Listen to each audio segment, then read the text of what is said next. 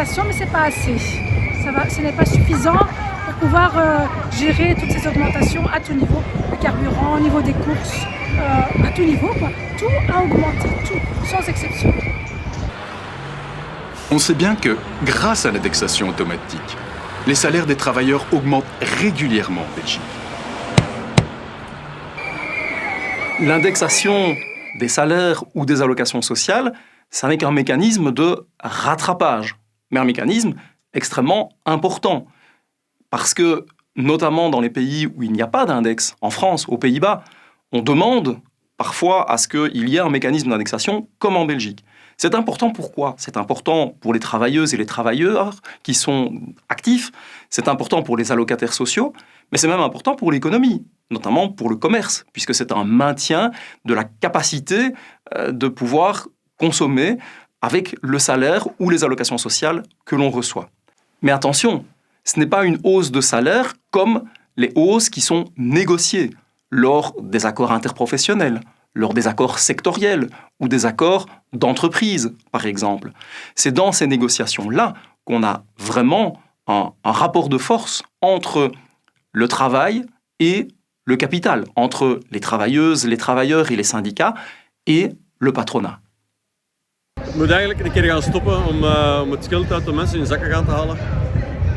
En een eerlijke verloning moet er komen, geen discriminatie meer. In die zin dat de rijken alleen maar rijker worden en de mensen die eigenlijk werken armer worden. Dus dat moet stoppen, daarvoor ben ik vandaag hier. En Belgique, le travail coûte trop cher. Tout le monde le sait.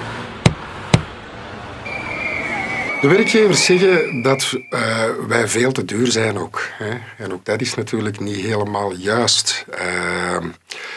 Het is correct hè, dat in sommige van onze sectoren goede lonen worden betaald, maar wij zijn ook zeer productief. En we zien dat die productiviteit nog verder stijgt. En dat die zelfs meer stijgt dan in onze buurlanden.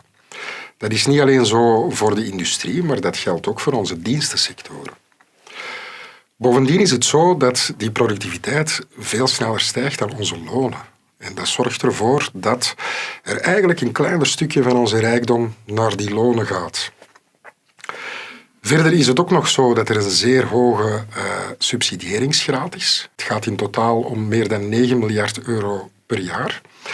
En als we gaan kijken naar de loonkostverschillen met onze buurlanden, wordt er eigenlijk met die subsidies geen rekening gehouden. Dus dat zou eigenlijk wel moeten gebeuren.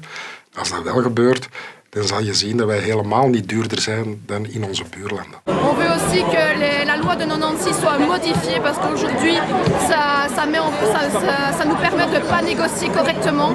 Et donc, il y a toute une série qui fait qu'aujourd'hui, un travailleur qui va travailler ne peut plus se permettre d'avoir des loisirs ou payer ses factures ou même de s'alimenter correctement. Et donc, il est important aujourd'hui qu'on soit entendu et que le gouvernement prenne ses responsabilités et qu'enfin les travailleurs puissent respirer et profiter de leur salaire et pas payer pour aller travailler.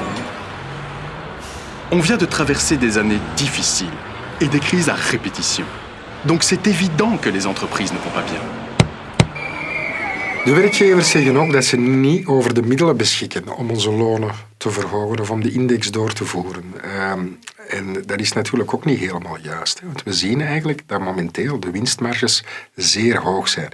Die zijn eigenlijk zelfs historisch hoog op deze moment. Zijn ook veel hoger dan in onze buurlanden.